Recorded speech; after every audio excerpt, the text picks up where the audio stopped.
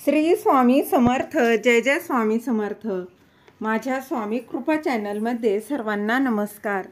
स्वामी महाराजांच्या कृपेने तुमच्या सर्व चांगल्या इच्छा पूर्ण होत ही स्वामी महाराजांच्या चरणी प्रार्थना करते आणि आजच्या या नवीन व्हिडिओला सुरुवात करते. उद्या आहे शनिवार आणि उद्या बघा 8 फेब्रुवारी 2025 आणि या दिवशी आहे जया एकादशी. तर या दिवशी घरामध्ये सायंकाळी कापुरासोबत एक वस्तू जाळायची आहे, जेणेकरून तुमच्या घरातील सर्व काही नकारात्मकता निघून जाऊन तुमच्या घरातील मुलांची, पतीची, अगदी प्रत्येक व्यक्तीची प्रगती होईल. तर कापुरासोबत कुठली वस्तू जाळायची आहे तीच या व्हिडिओत मी तुमच्यासोबत शेअर करणार आहे. ती जाणून घेण्याआधी तुम्ही माझ्या स्वामी कृपा चॅनलला सबस्क्राईब नक्की करा. आधी सांगितल्याप्रमाणे उद्या शनिवार आणि उद्या आहे जया एकादशी. जया एकादशी माघ शुक्ल पक्षात साजरी करण्यात येणाऱ्या एकादशीला जया एकादशी म्हटलं जातं. वर्षभरातून 24 एकादशी येतात. तसेच प्रत्येक महिन्यात 2 एकादशी येत असतात. परंतु प्रत्येक एकादशीचं महत्त्व हे वेगवेगळं असतं. तसेच या दिवशी आपण काही ना काही बघा उपाय केल्यानं आपल्या घरातील दारिद्र्य नष्ट होत असतं, अडचणी दूर होत असतात. त्याचबरोबर आपल्या मुलांची, पतीची प्रगती होते.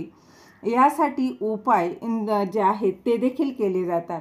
तसाच या जया एकादशीच्या दिवशी एक अतिशय साधा आणि सोपा उपाय, परंतु तितकाच प्रभावी उपाय जो आहे तो मी तुम्हाला या व्हिडिओत सांगणार आहे. ते जाणून घेण्याआधी तुम्ही माझ्या स्वामी कृपा चॅनलला सबस्क्राईब नक्की करा. जया एकादशीला भगवान विष्णूंची पूजा करण्यासाठी शुभ मानलं जातं. त्याचबरोबर या दिवशी व्रत केल्यानं जीवनात शांती आणि आध्यात्मिक ऊर्जा देखील मिळते. त्याचबरोबर या दिवशी श्रीकृष्णांची देखील पूजा केली जाते.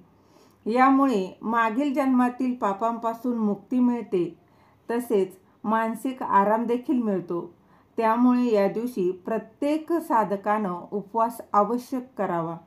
त्याचबरोबर श्रीहरी विष्णूंच्या रूपात बघा रूपम मंत्र एक म्हणावा. भगवान विष्णूंचा गायत्री मंत्र देखील म्हणावा.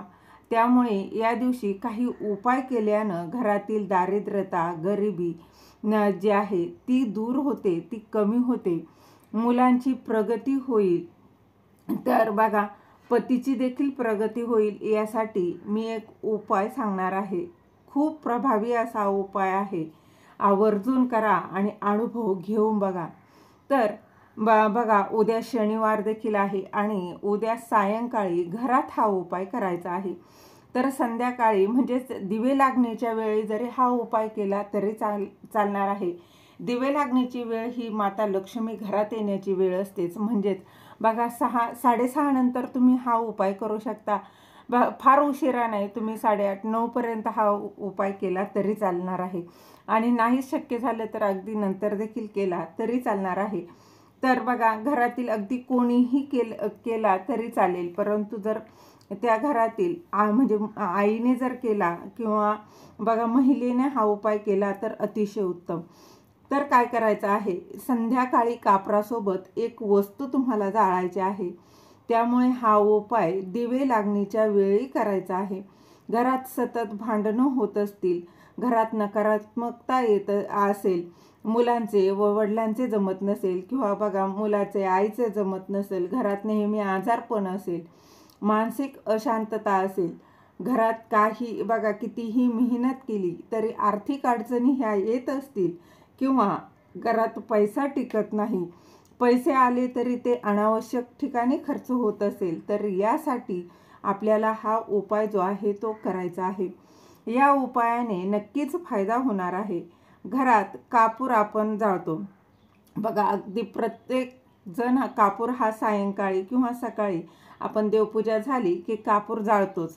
परंतु त्या कापरासोबत त्यासोबत बघा भीमसेनी कापूर असेल तर अतिशय उत्तम, नसेल तर काहीच हरकत नाही. जो कुठला तुम्ही कापूर वापरत असाल तो कापूर घ्यायचा आहे, तो घेतला तरी चालणार आहे. आणि त्या कापूर जाळल्यामुळे अनेक फायदे आहेत हे आपल्या सगळ्यांना माहीत आहे.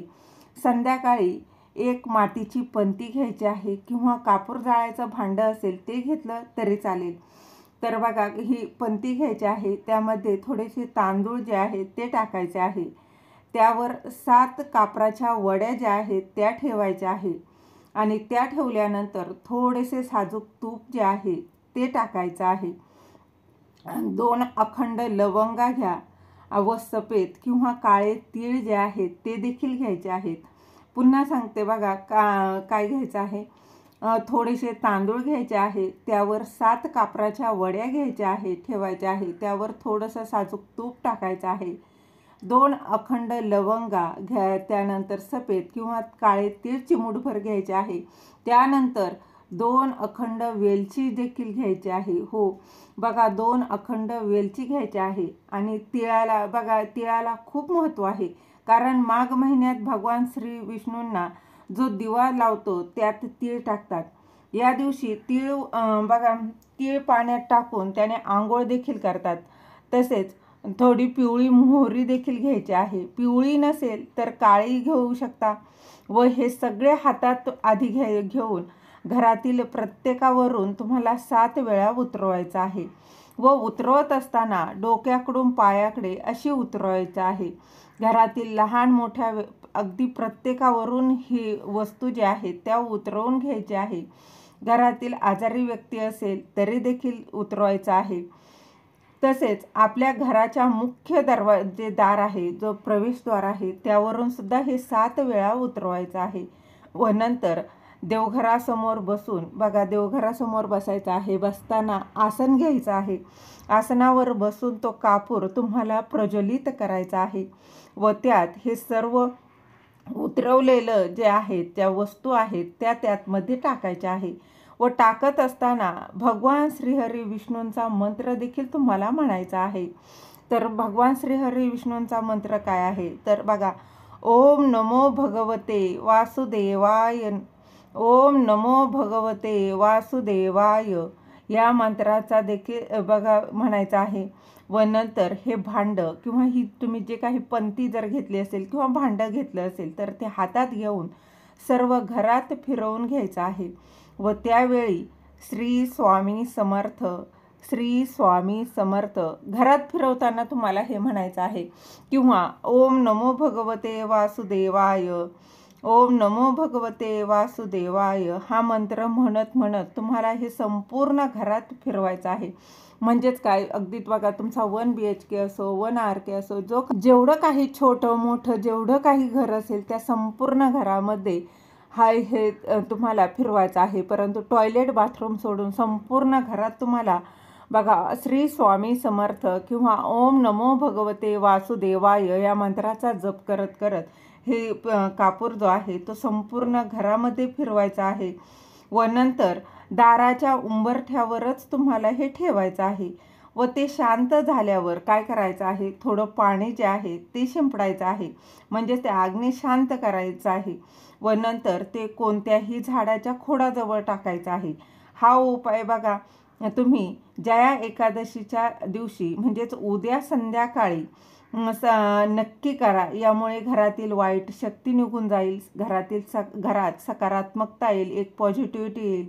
काही घरात दोष असतील तर ते नक्कीच दूर होतील. झालेली सेवा महाराजांच्या चरणी अर्पण करते. दिलेली माहिती तुम्हाला आवडली असेल तर लाईक करा, शेअर करा, सबस्क्राईब करायला विसरू नका. श्री स्वामी समर्थ. जय जय स्वामी समर्थ. धन्यवाद.